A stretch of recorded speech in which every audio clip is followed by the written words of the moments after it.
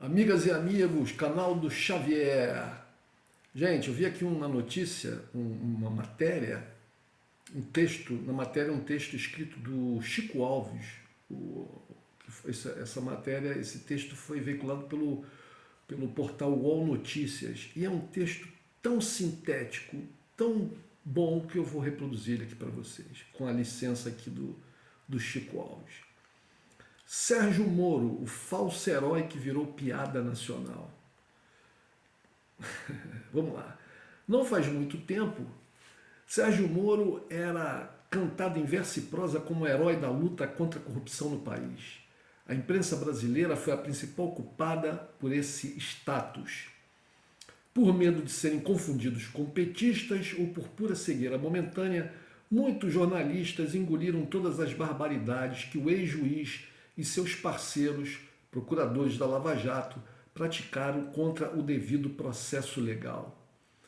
Combinação de sentenças com o Ministério Público Federal, chantagem contra delatores, conduções coercitivas sem nenhum motivo, vazamento de informações, prisões sem provas e outras barberagens eram comuns na fase áurea de Moro, mas as críticas foram apenas pontuais.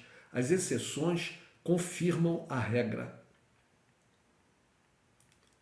Para muita gente, a atuação ilegal de Moro, Deltan Dallagnol e sua turma se justificou porque conseguiram a devolução aos cofres públicos de bilhões desviados da Petrobras.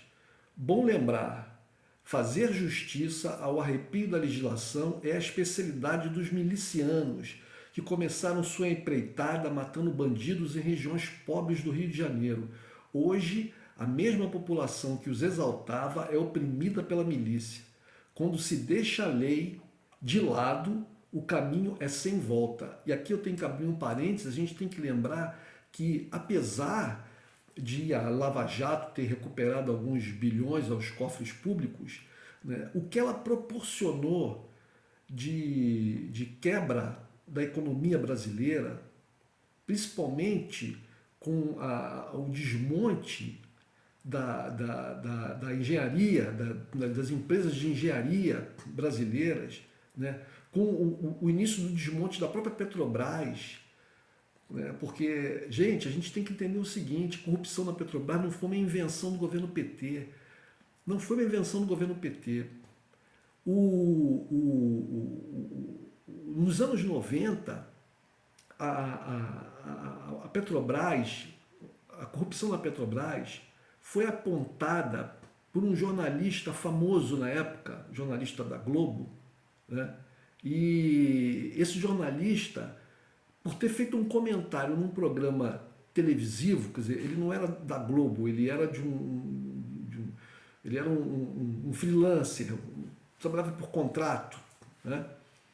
Por ter feito um comentário num programa de TV a cabo, do qual ele participava, ele foi processado pelo então presidente da Petrobras, isso foi nos anos 90, e processado nos Estados Unidos, porque esse jornalista, ele vivia nos Estados Unidos, estava falando dos Estados Unidos, lá direto dos Estados Unidos. Ele foi processado nos Estados Unidos e o processo era de milhões, uma coisa assim completamente acima do padrão de possibilidade de pagamento dele. Isso levou ele a um nervosismo muito grande, até uma depressão. E pouco tempo depois ele veio a falecer. Muita gente ligada, próxima dele, indica que esse processo teria sido uma das causas da morte dele, de ter desencadeado todo um outro processo interno, corporal, mental nele, que acabou redundando na morte dele, né? Então, porque já se fala há muito tempo, Você pesquisa na internet, você vai ver que corrupção na Petrobras é uma coisa muito antiga, mas é antiga a corrupção em qualquer lugar onde se tenha muito dinheiro. E o mercado de petróleo é um dos mercados mais ricos do mundo, um dos maiores negócios do mundo é o negócio de petróleo. Havia corrupção na Petrobras? Havia. Que essa corrupção era ordenada pelo PT, pelo governo do PT, pelo Lula, isso é um absurdo. Isso é um absurdo. Uma coisa que inventaram e colocaram e jogaram para a mídia, e a mídia comprou e botou na cabeça das pessoas, né? Tinha muita gente envolvida com corrupção, mas eu reitero o que eu falo, já falei e vou refalar de novo. Essa corrupção na Petrobras, diante dos lucros que o petróleo dá e que uma companhia como a Petrobras tem, isso é alpiste para canário. Era alpiste para canário. Alpiste para canário.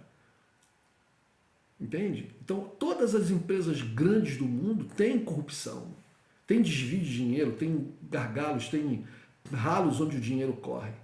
A questão é saber se esse dinheiro implica em realmente impossibilitar, transformar o seu negócio numa coisa que não tem como se realizar. Isso aqui é a questão. Aqui perto da minha casa tinha um bar, há um bar, e há muitos anos atrás ele era dirigido por um senhor que era um português. Hoje em dia é a filha dele, ele já faleceu. Todo dia à tarde, esse português saía do bar e deixava o bar com um empregado, que era um outro português, um senhor de idade também, de confiança dele. Mas esse empregado português morreu. E ele ficou sem o homem de confiança dele. Ele teve que contratar um outro. Esse já é um brasileiro mais novo. Ele saía à tarde porque ele tinha umas visitas que ele fazia à tarde. Ele abria o bar de manhã cedo, 7 horas da manhã, e quando era de tarde ele saía e voltava algumas horas depois e ficava com o bar aberto até às 10 horas da noite. Então, quando ele saía, depois que ele perdeu aquele empregado de confiança, ele contratou lá um brasileiro, outro brasileiro, teve vários empregados. E certa vez, eu me lembro, eu estava no bar quando ele, conversando lá com alguns outros clientes, tinha muitos clientes que eram ali assíduos do bar, amigos dele, e um dos clientes falou para ele assim: ô Zé, o nome dele era José, ô Zé, quando você sai aí de tarde, teu empregado aí, ele desvia um dinheiro aí no teu caixa. E eu me lembro, eu estava lá presente, o Zé falou assim: eu sei, mas isso sai na urina. O Zé sabia que o empregado desviava o dinheiro, mas aquilo ali já estava contabilizado, ele já tinha contado aquele desvio do empregado e não estava afim de abrir mão do que ele fazia à tarde por causa daquele valor que o empregado desviava. Aquilo ali já estava na contabilidade dele, não interferia no negócio dele, no lucro dele, entendeu? A mesma coisa era a Petrobras. O que Sérgio Moro e Lava Jato fizeram foi acabar com a Petrobras. Acabaram com a Petrobras, acabaram com a indústria náutica brasileira, porque a Petrobras tinha relançado a indústria de navios aqui no Brasil. Né? Milhares e milhares de empregos foram perdidos. Também com a engenharia civil, com as empresas de engenharia, acabou com as empresas de engenharia nacional, praticamente. Milhares e milhares de empregos. A quantidade de dinheiro perdido em pagamento de impostos e em salários de empregados, né, que movimentariam a economia foi muitíssimo maior do que os bilhões que eles conseguiram recuperar. Então, voltando aqui para o texto. Então voltando aqui no final, quando se deixa a lei de lado, o caminho é sem volta. Os tempos do Moro super-herói ficaram para trás. A série de matérias do site Intercept Brasil tornou incontestável os crimes que cometeu e o ex-juiz resolveu entrar para a política. Primeiro como ministro de Jair Bolsonaro, a quem ajudou a eleger quando colocou Lula na cadeia, e depois como candidato. Na pele de postulante a um cargo eletivo, Moro entrou para o anedotário nacional. Vale lembrar, antes de terminar aqui, que a coisa do Moro ter largado a carreira de juiz para virar ministro do Bolsonaro, depois de ter mandado Lula para a cadeia, foi o cúmulo do absurdo e do absurdo. E na época, a mídia brasileira, a grande mídia, toda batia palma. Né? Ou se calava, Inclusive essa jornalista que está muito aí em voga aí, porque o Bolsonaro fez uma grosseria violenta com ela, né? Até esqueci o nome da mulher agora, esqueci o nome dela, mas ela era uma das... sempre dá muito tempo que ela é uma das principais jornalistas brasileiras, e nessa época toda aí ela nunca fez uma matéria falando dos abusos da Lava Jato, do Sérgio Moro. Pelo contrário, só repercutia tudo aquilo que eles mandavam, tudo aquilo que o pessoal dos procuradores e o juiz vazavam para a mídia. Né? Bom, continuando, né? Na pele de postulante a um cargo eletivo, Moro entrou para o anedotário nacional. Motivos para a gargalhada não faltam. Desde o lançamento da falida candidatura a presidente pelo Podemos, quando estrelou um vídeo como uma espécie de 007 caminhando pela Praça dos Três Poderes. Isso foi uma piada, esse vídeo foi uma coisa terrível, né? E foi apresentado como Sérgio o Moro, até a atribulada transferência para o União Brasil, sob acusações da sua antiga legenda de que fez gastos indevidos, passando, é claro, pela tentativa atrapalhada e frustrada de registrar domicílio eleitoral em São Paulo. Ele e a mulher dele tentaram forjar domicílio em São Paulo, onde eles nunca moraram, né? Estavam lá, alegaram que tinha uma moradia lá, porque quando faziam viagens de avião, tinham que fazer escala, às vezes, em São Paulo, então isso queria dizer que moravam em São Paulo. Olha que absurdo, cara, que absurdo, que absurdo. Agora, na corrida ao Senado pelo Paraná, filiado à União Brasil, não se constrange de enfrentar seu antigo apoiador, Álvaro Dias. Tem que lembrar de uma coisa aqui, ele lá no Podemos, né? Ele achou que ia ser presidente da República, o partido não escolheu ele, lançou o presidente do partido, o Bivar, né? E depois o Bivar falou, não, desistiu do coisa e lançou essa Tronic, essa Soraya Tronic, que é a candidata, né? Então, Sérgio Moro realmente foi colocado para fora do ringue. E agora ele disputa com Álvaro Dias, que foi um dos grandes apoiadores dele, um grande amigo dele, né? Viviam tricotando na política. Agora viraram inimigos, né? Ele disputa com o próprio Álvaro Dias, lá no Paraná, um cargo de senador. O Álvaro Dias está na frente. Na última pesquisa de intenção de votos, Dias aparecia na liderança com 10 pontos à frente de Moro. Para tentar reverter o quadro, o ex-juiz se humilha pedindo apoio a integrantes do governo Bolsonaro, o mesmo presidente que o desqualificou tantas vezes e que está às voltas com denúncias de corrupção. Uma prova de que Sérgio Moro não vale nada. Não vale nada. Ele se humilha pedindo, jogando letrinha tipo para o grupo do Bolsonaro, para o partido do Bolsonaro. Não, nosso inimigo é o PT, tal, né?